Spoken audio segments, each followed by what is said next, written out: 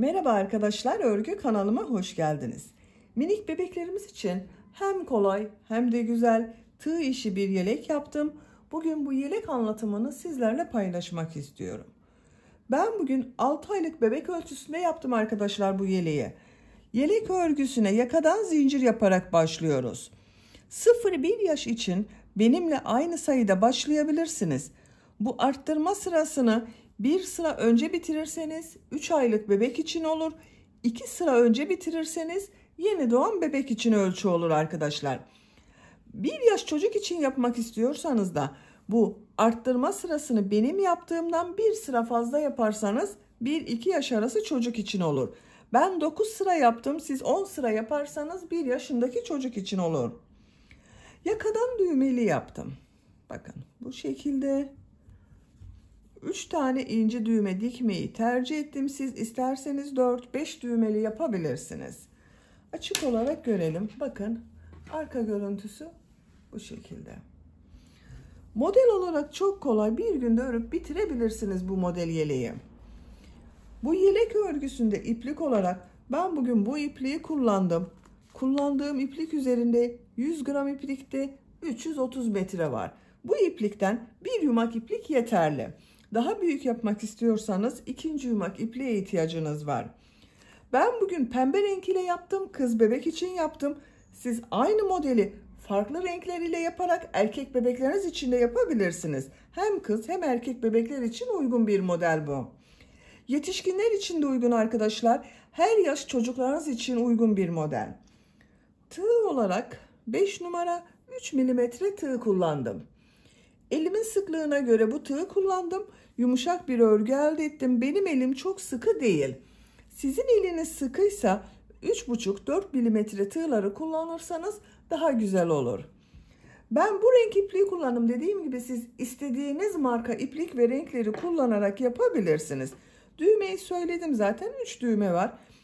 Ölçülerini videonun sonunda ölçüyorum. Tekrar ölçerek vakit geçirmek istemiyorum.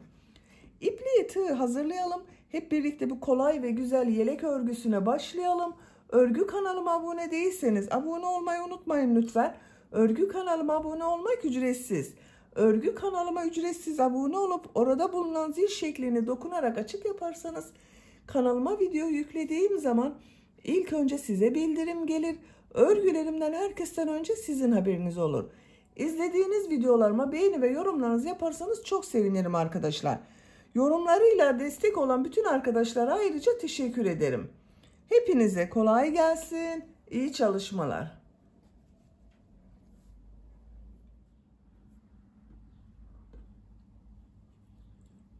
Örgüye yakadan zincir yaparak başlıyorum. İlk ilmeği ben bu şekilde yapıyorum. Zincirleri yapmaya başlıyorum. Çok sıkı zincirler yapmıyorum.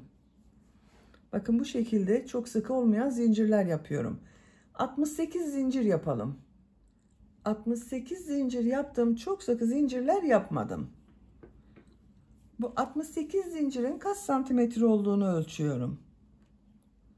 28 santimetre zincir uzunluğu var. Benim elimin sıklığına göre 28 santimetre için 68 zincir yaptım arkadaşlar. Sizin eliniz sıkıysa daha fazla zincir yapmanız gerekebilir. 3 zincirde dönüş için yapıyorum. 1, 2, 3. Tığ üzerine iplik alıyorum. 3 ilmek atlıyorum. 1, 2, 3. 4. ilmeğe trabzan yapıyorum. 10 trabzan yapıyorum. Bu 3 ilmek atlayarak yaptığımda bir trabzan. Bakın bu 1, 2.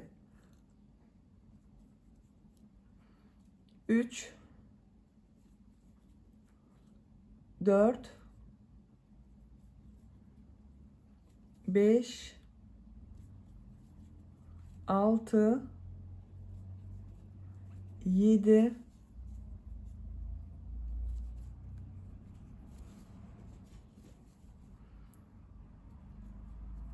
8,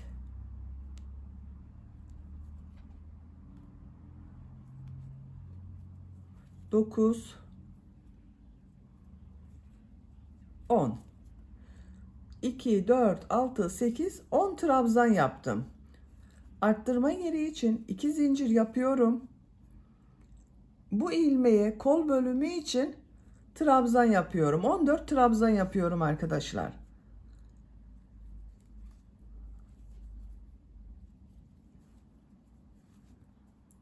...14 trabzanı yapalım.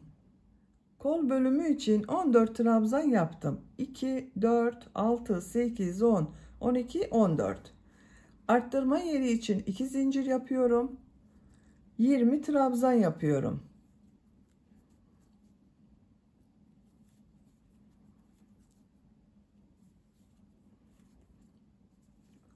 Siz buraya kaç trabzan yaptıysanız buraya yaptığımız trabzanın 2 katı olacak. Ben buraya 10 trabzan yaptım. Buraya 20 trabzan yapıyorum. 20 trabzanı tamamlayalım. 20 trabzan yaptım. Bakın görüntüsü bu şekilde oldu. Arttırma yeri için 2 zincir yapıyorum. Kol bölümündeyim arkadaşlar. Bu kol için 14 trabzan yaptım. Buraya da 14 trabzan yapıyorum.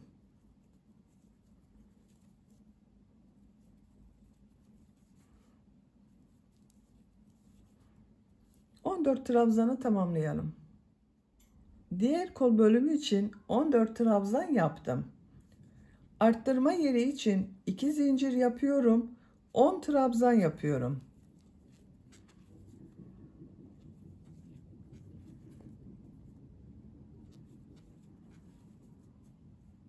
Sıra sonuna kadar devam edelim.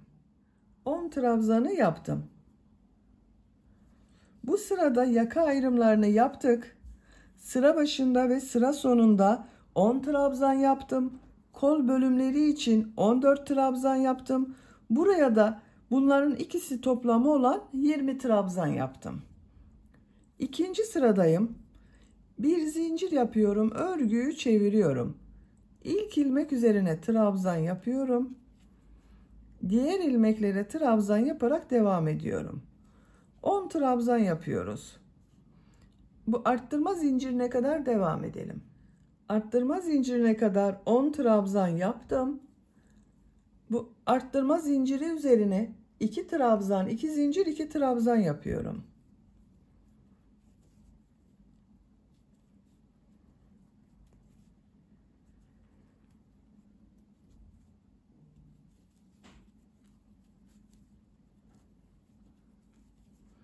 İki trabzan, 2 zincir, 2 trabzan yaptım.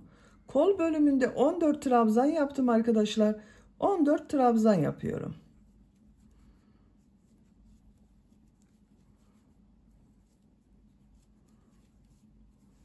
Arttırma zincirine kadar devam edelim.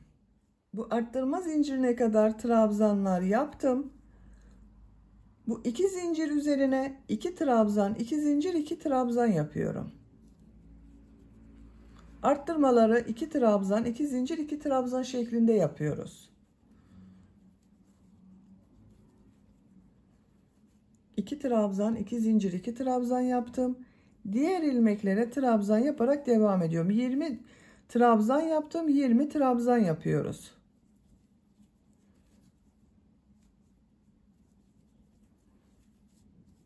Buraya kadar devam edelim. Arttırma zincirine kadar trabzanlar yaptım. Buraya 2 trabzan, 2 zincir, 2 trabzan yapıyorum.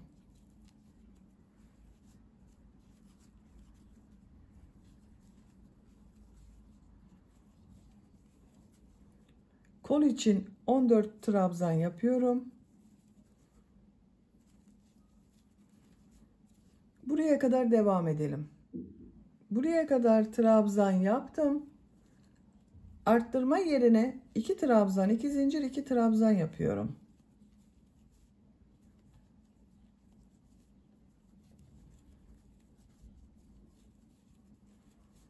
Bu 10 ilmek üzerine 10 trabzan yapıyorum. Sıra sonuna kadar devam edelim. Sıra sonuna kadar tamamladım. Sıra sonunda bakın bir alt sırada 3 ilmek atlayarak yaptığım bir trabzan var. Bunun 3. ilmeğe tığ takıyorum. Trabzan yapıyorum. Buraya da 10 trabzan yaptım arttırmadan sonra. Bir zincir yapıyorum. Örgüyü çeviriyorum. Bu sırada yine arttırma yapacağız. Bu arttırma yerlerinde bir trabzan, iki zincir, bir trabzan şeklinde arttırma yapacağız. İlk ilmeğe trabzan yapıyorum. Diğer ilmeklere trabzan yaparak devam ediyorum. Buraya kadar devam edelim. Arttırma yapacağım yere kadar trabzanları yaptım. Arttırma zincirinin üzerine bir trabzan, iki zincir, bir trabzan yapıyorum.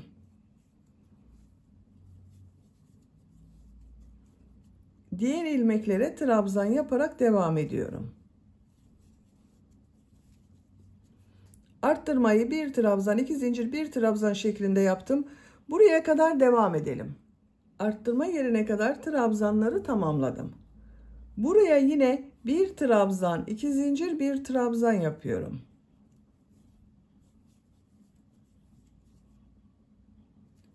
Diğer ilmeklere birer defa trabzan yapıyorum. Buraya kadar devam edelim. Bu arttırma yerinde ve bu arttırma yerinde yine bir trabzan, iki zincir, bir trabzan yapalım. Diğer ilmeklere birer defa trabzan yapalım. Sıra sonuna kadar tamamlayalım. Sıra sonuna kadar tamamladım. Bu sırada bakın bu arttırma yerlerinde bir trabzan, iki zincir, bir trabzan yaptım. Dördüncü sıradayım. Bir zincir yapıyorum. Örgüyü çeviriyorum. Bu sırada arttırmaları 2 trabzan, 2 zincir, 2 trabzan şeklinde yapıyoruz. İlk ilmek üzerine trabzan yapıyorum. Diğer ilmeklere trabzan yaparak devam ediyorum. Arttırma yerine kadar devam edelim. Arttırma yapacağım yere kadar trabzanları yaptım. Arttırma zincirinin üzerine 2 trabzan, 2 zincir, 2 trabzan yapıyorum.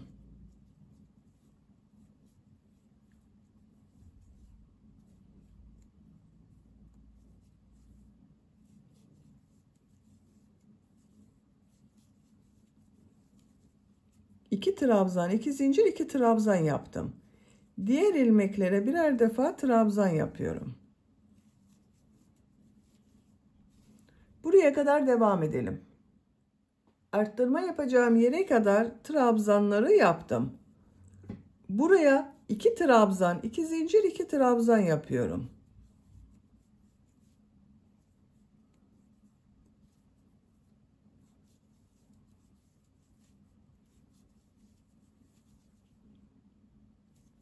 Diğer ilmeklere birer defa trabzan yapıyorum. Bakın bu sırada arttırmaları 2 trabzan, 2 zincir, 2 trabzan şeklinde yapıyoruz. Bu arttırma yerinde ve bu arttırma yerinde de 2 trabzan, 2 zincir, 2 trabzan yapalım. Diğer ilmeklere birer defa trabzan yapalım. Sıra sonuna kadar tamamlayalım. Sıra sonuna kadar tamamladım. Bakın arttırma yerlerinde 2 trabzan, 2 zincir, 2 trabzan yaptım. Diğer ilmeklere birer defa trabzan yaptım. Dördüncü sırayı bitirdik. Yakanın görüntüsü bu şekilde oldu.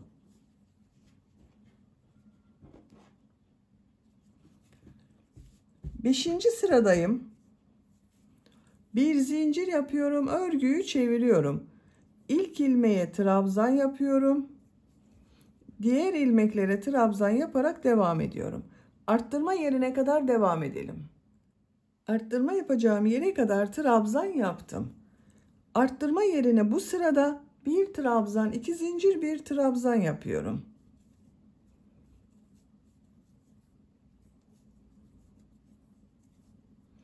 Diğer ilmeklere trabzan yaparak devam ediyorum. Arttırmalar bu şekilde devam edecek arkadaşlar. Bir sırada bir trabzan, iki zincir, bir trabzan şeklinde arttırma yapıyoruz. Bir sonraki sırada 2 trabzan, 2 zincir, 2 trabzan yapıyoruz. Bakın 5. sıradayım. 1 trabzan, 2 zincir, 1 trabzan şeklinde arttırma yaptım. 6. sırada 2 trabzan, 2 zincir, 2 trabzan. 7. sırada 1 trabzan, 2 zincir, 1 trabzan. 8. sırada 2 trabzan, 2 zincir, 2 trabzan. 9. sırada yine 1 trabzan, 2 zincir, 1 trabzan şeklinde arttırmalar yapacağız. Yapacak olduğunuz çocuğun büyüklüğüne göre bu dönüşümlü olarak Arttırmaları yaparak yakanın örgüsünü tamamlayalım. Roba örgüsünü arttırmalar yaparak 9 sıra tamamladım. Bir sırada 2 trabzan, 2 zincir, 2 trabzan yaptım. Bir sırada 1 trabzan, 2 zincir, 1 trabzan şeklinde arttırma yaptım. 1, 2, 3, 4, 5, 6, 7, 8, 9. Santimetre olarak ölçüyorum. 10 santimetre yükseklik var. Şu şekilde katlıyorum. Bakın arkadaşlar, böyle. Benim yapacağım ölçü için yeterli. Siz bir beden büyük olsun istiyorsanız bir sıra daha arttırma sırası yapabilirsiniz. 10 sıra olarak tamamlayabilirsiniz. Küçük yapmak istiyorsanız da benim yaptığımdan bir sıra önce bitirirseniz daha küçük ölçüde olur. 10. sıradayım. 10. sırada kol ve gövde bölümünü birbirinden ayırıyorum. Artık örgüye gövdenin örgüsüyle devam ediyorum. Bir zincir yapıyorum, örgüyü çeviriyorum. Bir sıra trabzan sırası yapıyorum. İlk ilmek üzerine trabzan yapıyorum. Diğer ilmeklere trabzan yaparak devam ediyorum.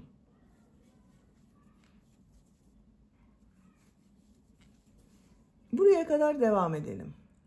Arttırma yapacağım yere kadar trabzanlar yaptım. Bu 2 zincir üzerine 2 trabzan yapıyorum.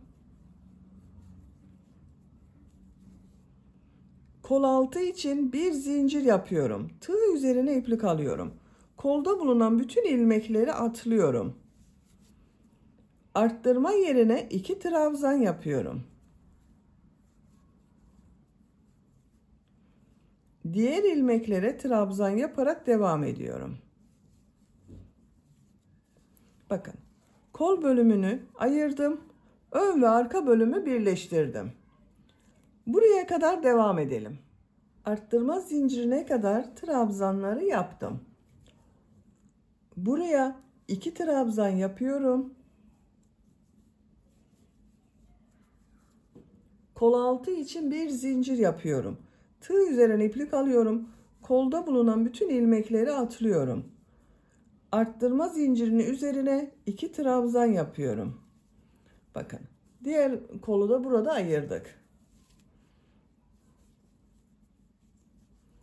Diğer ilmeklere birer defa trabzan yapıyorum. Sıra sonuna kadar devam edelim. Sıra sonuna kadar tamamladım. Bu sırada bakın, kol ve gövde bölümünü birbirinden ayırdım. Ön ve arka bölümü birleştirdim. Artık örgü gövdenin örgüsüyle devam edecek. Bu sırada model yerleştirmeye başlıyorum. Bir zincir yapıyorum. Örgüyü çeviriyorum. İlk ilmeğe trabzan yapıyorum. Tığ üzerine iplik alıyorum. İkinci ilmeğe 2 trabzan yapıyorum.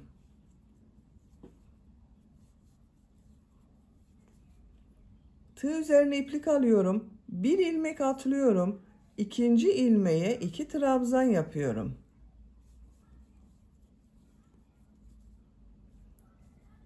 Bir ilmek atlıyorum. 2 trabzan yapıyorum. Aynı ilmeğe 2 trabzan yapıyoruz. Bir ilmek atlıyorum. 2 trabzan yapıyorum. Çok kolay arkadaşlar model. Bu şekilde sıra sonuna kadar devam edelim. Sıra sonuna kadar tamamladım. Son ilmeğe bir trabzan yapıyorum. Bu sırada bir ilmeğe 2 trabzan yaptık. Bir ilmek atladık. Bir ilmeğe 2 trabzan yaptık. Model bu arkadaşlar. Bir zincir yapıyorum. Örgüyü çeviriyorum. İlk ilmek üzerine trabzan yapıyorum. Tığ üzerine iplik alıyorum. Bu sırada bu 2 trabzan ortasına, bakın model yaptığımız 2 trabzan var. Bunun ortasına 2 trabzan yapıyorum.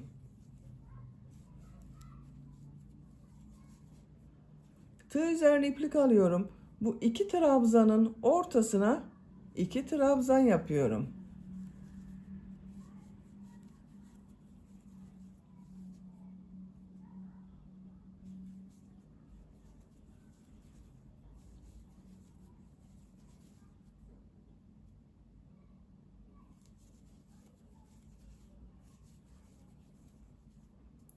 Sıra sonuna kadar devam edelim. Sıra sonuna kadar tamamladım. Son ilmeğe bir trabzan yaptım. Bir zincir yapıyorum. Örgüyü çeviriyorum. İlk ilmek üzerine trabzan yapıyorum. Sıra başında ve sıra sonunda bir trabzan yapıyoruz bakın. Yine bu iki trabzanın ortasına iki trabzan yapıyorum.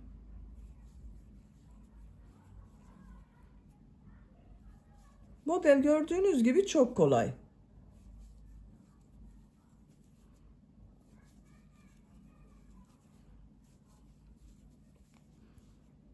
Bu şekilde devam edeceğiz arkadaşlar. Sıra sonuna kadar devam edelim. Bir zincir yapıp geriye dönelim. Modelleri tekrarlayarak örgüye devam edeceğiz.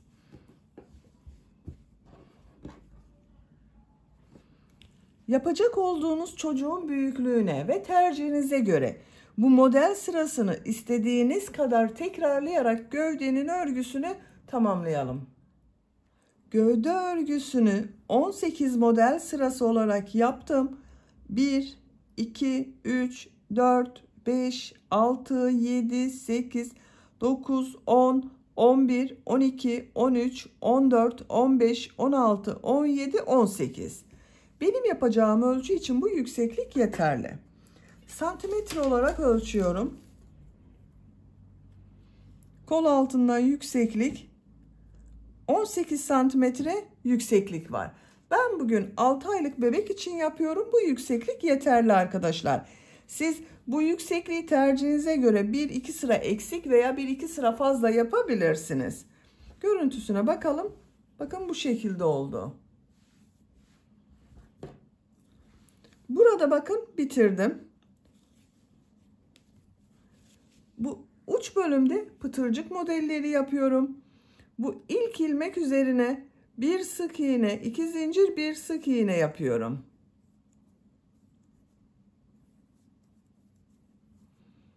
Bir ilmek atlıyorum. İkinci ilmeğe bir sık iğne, 2 zincir, bir sık iğne yapıyorum.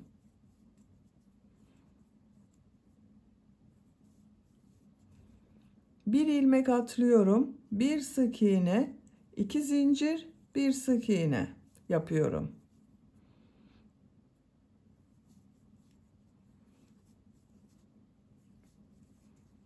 Bakın bu şekilde pıtırcık modelleri yapıyoruz. Sıra sonuna kadar devam edelim. Sıra sonuna kadar tamamladım. Bakın görüntüsü böyle oldu. Ön patlardayım. Ön patlarda da bu pıtırcık modellerine devam ediyorum. Bir ilmek atlıyorum. İkinci ilmeğe bir sık iğne, 2 zincir, bir sık iğne yapıyorum. Bakın trabzan boşluğunu atlıyorum. Bu ilmeğe bir sık iğne, 2 zincir, bir sık iğne yapıyorum. Pıtırcık modellerini buraya kadar devam edelim arkadaşlar. Bu yaka bölümünün buraya düğme ilikleri yapacağız. Bu kol ayrımı yaptığım sıraya kadar modelleri yaparak devam edelim. Kol kesimi yaptığım yere kadar pıtırcık modellerini yaptım. Bu yakanın buraya 3 tane düğme iliği yapmak istiyorum. Bakın birisini hemen buraya yapıyorum. İkincisini yaka başlangıcına yapıyorum. Üçüncüsünde ikisinin ortasına. Bakın şu şekilde katladım. Buraya yapıyorum.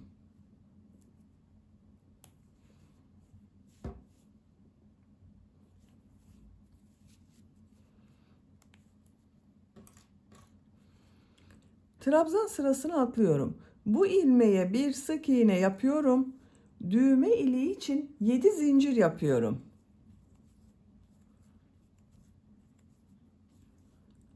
Aynı ilmeğe sık iğne yapıyorum. İlk düğme iliğini yaptım. Siz daha büyük düğme dikecekseniz arkadaşlar bunu 8 zincirde yapabilirsiniz. Bir ilmek atlıyorum. Bir sık iğne, 2 zincir, bir sık iğne yapıyorum. Bu işaret yaptığım yere kadar devam ediyorum.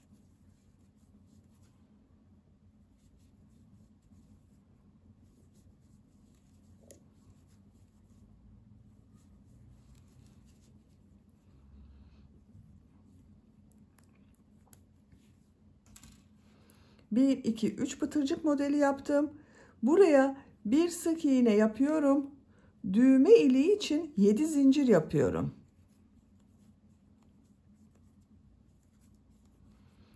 Aynı ilmeğe sık iğne yapıyorum. Bir sık iğne, 2 zincir, bir sık iğne yapıyorum. Bakın 2 düğme iliğini yaptım.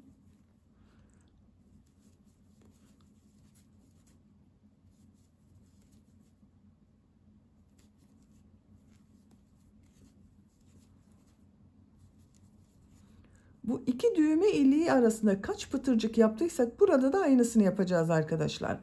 Bakın burada 3 pıtırcık modeli yaptım. Buraya da 3 pıtırcık modeli yaptım. Bir ilmek atlıyorum. Bir sık iğne yapıyorum. Düğme iliği için 7 zincir yapıyorum.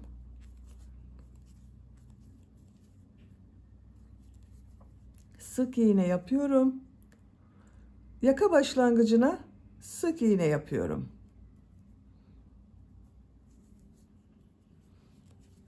Bakın 3 düğme iliğini yaptım. Siz tercihinize göre tamamını düğmeli yapabilirsiniz. Buralara da 4-5 düğmeli olarak yapabilirsiniz. Yaka çevresinde sık iğne yaparak devam ediyorum. Her ilmek üzerine bir sık iğne yapıyorum.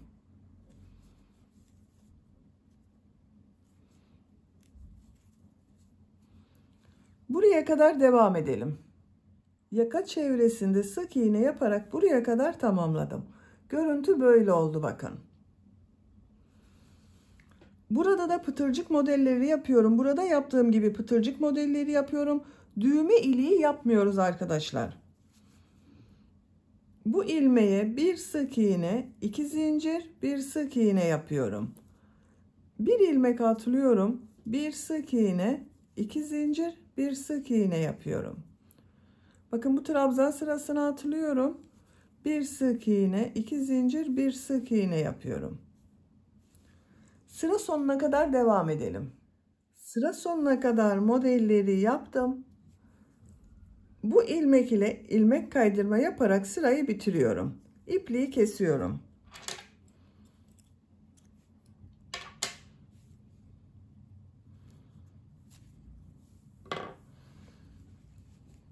Bakın arkadaşlar bu şekilde oldu. 3 düğme iliği yaptık. Buraya düğmelerini dikeceğiz. Şimdi kol örgüsünü yapalım. Kol altından iplik bağlıyorum. Burada yaptığım bir zincir var. Ona iplik bağlıyorum.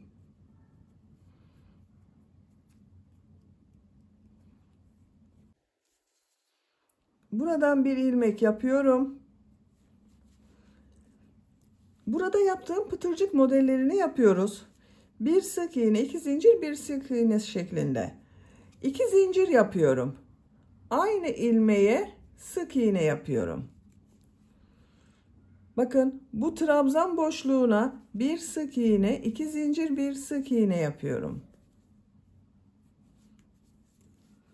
Bir ilmek atlıyorum. Bir sık iğne, 2 zincir, bir sık iğne yapıyorum.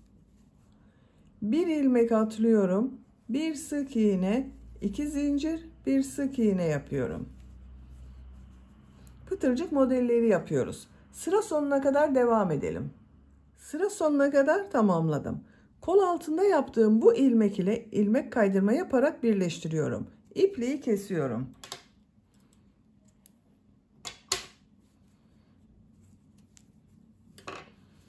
Bakın kol örgüsü bu şekilde oldu. Çok güzel oldu. Diğer kol örgüsünü de ben aynı şekilde başladım. Bakın tamamladım. Böylece yeleğin örgüsünü bitirmiş oldum. Bakın arkadaşlar bu şekilde düğmelerini diktiğimiz zaman kullanıma hazır. Açık olarak görelim. Hem kolay hem de güzel oldu. Bitmiş olarak size ölçülerini söylüyorum. Kol altının buradan gövde genişliğini ölçüyorum. 25 santimetre. Yüksekliğini ölçüyorum. Kol altından yükseklik 19 santimetre. Omuzdan yükseklik 31 santimetre. 6 aylık bebek için güzel bir ölçü oldu. Beni dinlediğiniz ve izlediğiniz için hepinize çok teşekkür ederim. Örgü kanalıma abone değilseniz abone olmayı unutmayın lütfen. Örgü kanalıma abone olmak ücretsiz. Örgü kanalıma ücretsiz abone olup orada bulunan zil şeklini dokunarak açık yaparsanız kanalıma video yüklediğim zaman ilk önce size bildirim gelir. Örgülerimden herkesten önce sizin haberiniz olur. İzlediğiniz videolarıma beğeni ve yorumlarınızı yaparsanız çok sevinirim arkadaşlar. Sizlerle yeni örgülerde görüşmek dileğiyle. Hoşça kalın, sevgiyle kalın.